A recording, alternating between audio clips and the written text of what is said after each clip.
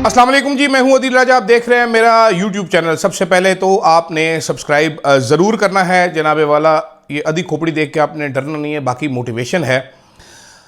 सबसे पहले तो आज जो बात करेंगे वो हम 9 मई का ड्रामा एक बार फिर बेनकाब हुआ है। हिलेरियस साउंड बाइट है जो रिपोर्टर ने इस्लामाबाद में आए हैं तो निकलना शुरू हुई हैं चीज़ें। पुलिस वाले 9 मई के जो गवाहान थे वो आज इस्लामाबाद के रिपोर्टरों के हट थे चढ़े हैं। अभी कुछ देर में मज़ीद वीडियोज़ भी आ जाएंगी, लेकिन जो आई है वही बहुत दिलचस्प है, उस पर बात करते हैं। साथ साथ मरियम नवाज़ का जापानी ड्रामा करोड़ों रुपए में अवाम को पड़ रहा है, कैसे वो आपको समझाता हूँ। उसके बाद जनाबे वाला आज एक बार फिर दौड़ गया है हमारा जनाब तगड़ा वो जो है, और इमरान खान को सेंसर किया जा रहा है। तहरीक इंसाफ बात नहीं मानना चाहती, इस पर भी बात करेंगे। लेकिन सबसे पहले हम बात करते हैं जो दौड़े हैं आज याया फरीदी साहब। एक बार फिर 10:30 बजे समाअत थी। समाअत शुरू होती है तो जो प्रोसिक्यूटर है उसका पेट ख़राब हो जाता है, उसको लूज़ मोशन लग जाते हैं, डायरिया हो जाता है। इसका सोफिस्टिकेटेड नाम है, उनको फूड पॉइजनिंग हो गई, उनका मैदा ख़राब हो गया, उनको पेचस लग गए। तो उन्होंने कहा सर 1 हफ्ते तक उनको पेचस लगे हुए हैं, उनकी तबीयत ख़राब है, इल्तवा दिया जाए। मौविन वकील प्रोसिक्यूटर अगले हफ्ते तक दे दिया जाए। या फरीदी साहब ने कहा नहीं ऐसा करते, कल 10:30 तक कर देते। अच्छा, इसमें जो सलमान सफदर साहब थे उन्होंने कहा सर हमारा मौक़िफ़ तो सुन लें आज। उन्होंने कहा नहीं, मैं पहले प्रोसिक्यूशन से जानना चाहता हूँ, प्रोसिक्यूशन बताए कैसे बरकरार रखा जा सकता है, कैसे फ़ैसला बरकरार रखा है। प्रोसिक्यूशन से पूछ रखा है कि फ़ैसला बरकरार हो सकता है, प्रोसिक्यूशन ने मुतमईन किया, तब आपकी बारी आएगी। सलमान सफदर ने कहा सर 8 माह हो गए, पहले एक लाहौर हाई कोर्ट अटका रहा, कोई 8 प्रोसिक्यूशन बदल गए, अनगिनत इल्तवा हो गए, मेहरबानी करें, मैं उकता चुका हूँ। नहीं हम ज़्यादा लंबा इल्तवा नहीं दे रहे, कल तक दे रहे। उन्होंने कहा जी सर पीटीआई की फैमिली कुछ कहना चाह रही है। गुस्से में आ गए, कहते हैं आई विल नॉट अलाउ, मैं इसके किसी फैमिली मेम्बर को बात करने की इजाज़त नहीं दूंगा। अब ये डरते भी हैं, ज़ाहिर बात है, कोई बेइज्जत ना कर दे पकड़ के खड़ा होके, कोई कुछ कह ना दे। पहले एक जमात पे एक बंदे पे इतना जुल्म हो रहा है, अपना जो ओथ लिया हुआ है वो पूरा नहीं कर पा रहे याया फरीदी साहब। तो किसी को वो नहीं होना चाहिए ना, याया फरीदी साहब किस तरह हीले बहानों से किस तरह जो है वो डिले कर रहे हैं, किस तरीके से एक करके डिले करते चले जा रहे हैं। ठीक है, और इंसाफ देने से कासिर हैं। सवाल यहाँ पर ये मुझे जो नज़र आता है, मैं देख भी रहा हूँ, ये जजेस सोचते नहीं होंगे घर जाके कि लोग क्या सोचते हैं इनके बारे में। ये कहते नहीं, या ये अपने एक बबल में रहते हैं। इनकी फैमिली मेम्बर्स भी जो है उनको भी फ़र्क नहीं पड़ता। इनके बच्चे जिन स्कूलों में जाते हैं वहाँ पर लोग इनको अजीब सी नज़रों से देखते हैं, लेकिन क्योंकि इनको प्रोटोकॉल मिल रहा है, लाखों रुपये मिल रहे हैं, पैसे के लिए सब कुछ सही हो जाता है। आई ऑफन फील, मुझे लगता है, क्योंकि हम अक्सर जब हम टीवी में करते थे तो हम कोई स्टोरी ऐसी होती थी तो हम कहते यार लोग क्या कहेंगे ये स्टोरी करेंगे, तो कितना बुरा लगता है बंदा ऐसी स्टोरी करते हुए। मिसाल के तौर पे जिस टाइम पे ये इमरान खान की डिवोर्स की स्टोरी थी रेहाम खान के साथ, तो अरशद साहब ने कहा मैंने नहीं करनी यार, ये अच्छा नहीं लगता। आयशा गुललई वाला, we did not do this story. Shireen Mazari आई तो मजाकर उनसे 2 सवाल पूछे थे, मुझे अभी तक याद है। शीरी मज़ारी साहब स्टूडियो आई थी, ब्रेक थी, तो मैंने कहा मैम आपसे तो गुललई के बारे में पूछनी है। तो शीरी मज़ारी साहिबा बोलती हैं कि नहीं, मुझे पूरा यकीन है अरशद ऐसी स्टोरीज नहीं करता, his journalism is better than that.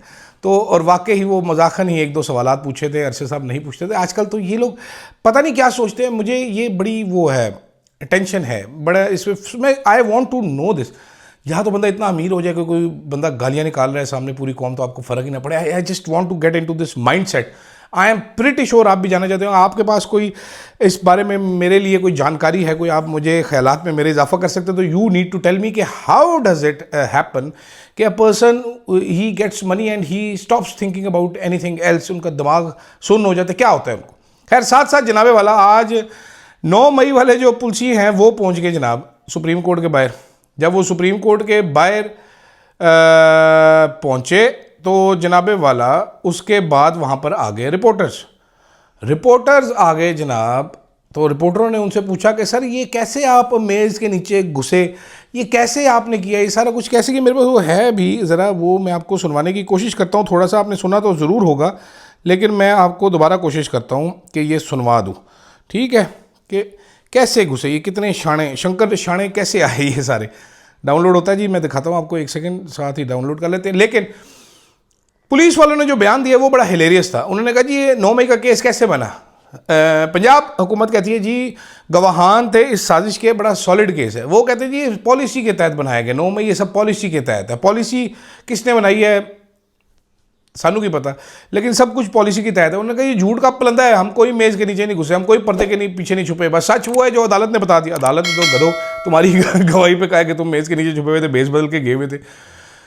आखिरी इतलात आने तक रिपोर्टर इन पे सवालों की बौछार करने के लिए तैयार और ये भागते फिर रहे हैं। अब पहली दफ़ा तस्वीरें भी इनकी देख ली। लाहौर में तो ये जेल ट्रायल होता था, मैंने आपको चंद दिन पहले बताया था कि जेल ट्रायल में चलाते रहते हैं। इस्लामाबाद आएंगे केसेस, एक एक करके केस नंगा होना शुरू होगा, ये लतीफ़े बनते चले जाएंगे इन केसेस के, और वही हो रहा है। सुनिए ज़रा, ये इनकी बातें सुनिए ज़रा, आप ये सुनिएगा ज़रा साहब की। मई का मुकदमा है, ये कैसे हो गया था सारा मुकदमा? आप इसके ऊपर कोई कमेंट देना चाहते हैं? सर जो गवाह थे उनके बारे में वैसे कोई कमेंट्स नहीं है इसमें, वो अकॉर्डिंग टू द पॉलिसी सारा कुछ हो रहा है जो कुछ हो रहा है। 9 मई का मुकदमा कैसे हो गया? मैं कोई कमेंट्स नहीं है, अकॉर्डिंग टू पॉलिसी हो रहा है जो कुछ हो रहा है। ये ज़रा सुनिए। इन्वेस्टिगेशन करके सबमिट करवा दीजिए चीज़। अच्छा, ये जो गवाह वाली बात चली हुई है कि इमरान खान के टेबल वाली, ये क्या सीन है सर? कौन सी?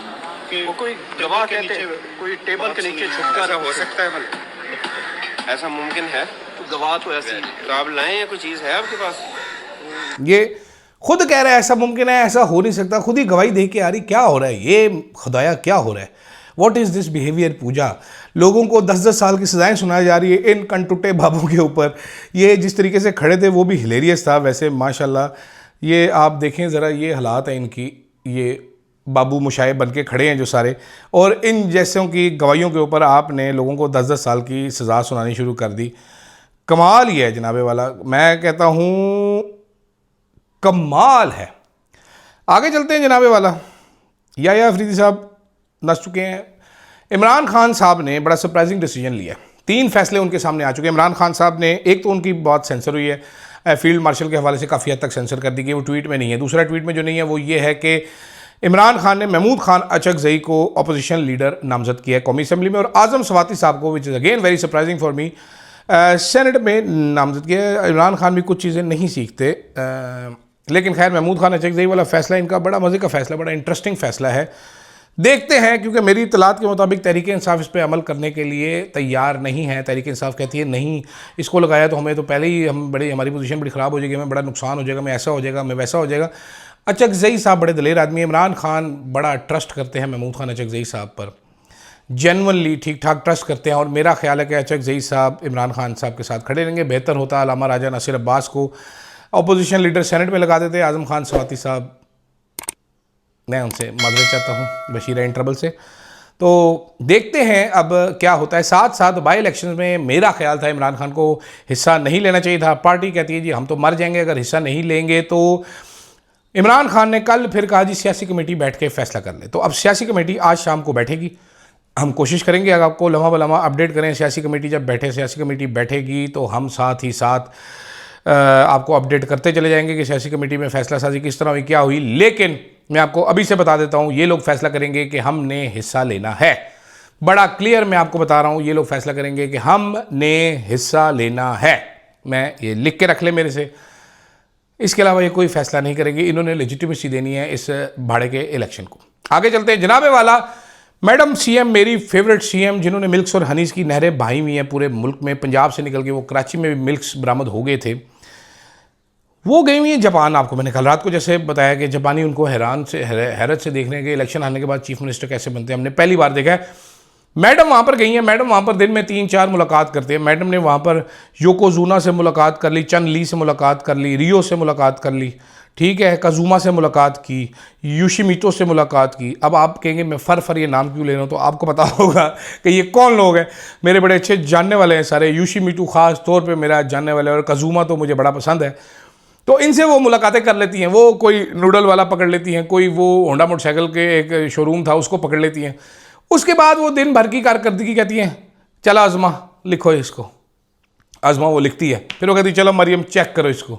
मरियम उसको चेक करती है, फिर वो कहती भेज दो इसको प्रेस रिलीज को। अच्छा, वो प्रेस रिलीज जो होती है वो व्हाट्सएप पे 5 मिनट में आ जानी चाहिए, लेकिन हैरत अंगेज तौर पे वो प्रेस रिलीज आते आते जापान से टेक्नोलॉजी में कन्वर्ट होती है एक बड़े सारे इश्तिहार में। फिर वो प्रेस रिलीज जो कि आधे येन के ज़रिए आप वहाँ पर इंटरनेट इस्तेमाल करते हुए लाखों लोगों तक पहुँचा सकते थे कि मैंने आज काजुमा और योकोजुना से और जनाब योशिमितो से मुलाकात की और चंदी से पेप्सी मारनी सीखी मैंने। लेकिन वो करोड़ों रुपए का इश्तिहार बन के अखबार में छप जाती है। आप अंदाज़ा कीजिए बदकिस्मती का हम लोगों की कि आपकी मैडम सीएम जापान गई हैं, वो जितने दिन से जापान में हैं, वो रोज़ाना एक इश्तिहार ठोक रही हैं। आज की मसरूफियात मेरी क्या थी जापान में, भाई मैनू की लगे तो जापान की मेरे वास्ते की, what is in it for me. इधर अभी देखिए ये मसला होता है ना, जब ज़्यादा फ्रैंक हो जाता हूँ मैं तो वो हो जाता, मिल ले वहाँ पर नूडल वाले से, होंडा शोंडा वाले से मिल ले, क्या मैं करूँ, मुझे क्या फ़ायदा। मेरे ये मसले हैं कि जापान से आपने टेक्नोलॉजी ख़रीद ली और ये ख़रीद लिया वो ख़रीद लिया। इधर मेरा मसला क्या है कि मेरे घर की नाली बंद हो जाती है, मैं इधर अफ्रीका वाले मसलों में बैठा हूँ। मेरा बारिश होती है तो बिजली चली जाती है, इंटरनेट मेरा महीने में 20 दिन बंद रहता है।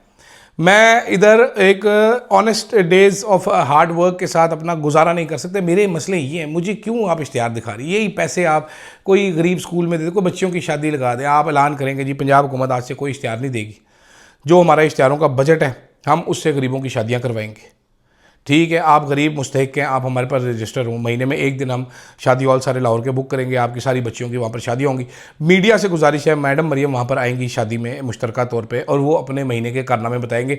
बेहतर कवरेज करेगा मीडिया, मेरा ख्याल है। लोग खुद ही डेसिमेट करेंगे, लोग हज़ारों ख़ानदान आपसे खुश होंगे। आप लोग पता नहीं मैं मशवरे क्यों दे रहे हैं फुदू किस्म के, बेवकूफ़ी, my stupidity. I am sorry Azma, I am sorry Maryam, what is this behaviour, I know. खैर जनाबे वाला, फ़िलहाल के लिए इतना ही। तो अफरीदी ने अपनी रवायत बरकरार रखते हुए एक दफ़ा फिर भाग चुका है। देखते हैं शाम को महमूद खान अचकज़ई का नाम अनाउंस होता है कि नहीं होता, क्योंकि मेरी इतलात के मुताबिक सलमान राजा साहब जब ये नाम अनाउंस नहीं कर रहे थे तो उन्होंने कह दिया था कि मैं बोल दूँगा, तो उन्होंने बोल दिया होगा। अभी तक जब मैं वीलॉग रिकॉर्ड कर रहा हूँ मैंने देखा नहीं है। Azam Swati and Mahmood Khan Achakzai, interesting choices, interesting times ahead. And if Mahmood Khan Achakzai अगर अपोजिशन लीडर बन गए तो हुकूमत को काफ़ी तंग करेंगे, ख़ास तौर पर अयाज सादिक साहब को, जिनको हवलदार स्पीकर कहते हैं, खड़े होकर वो कहेंगे क्या ही उखाड़ लेंगे उनका। तो फ़िलहाल के लिए मुझे दीजिएगा इजाज़त, अल्लाह हाफ़िज़।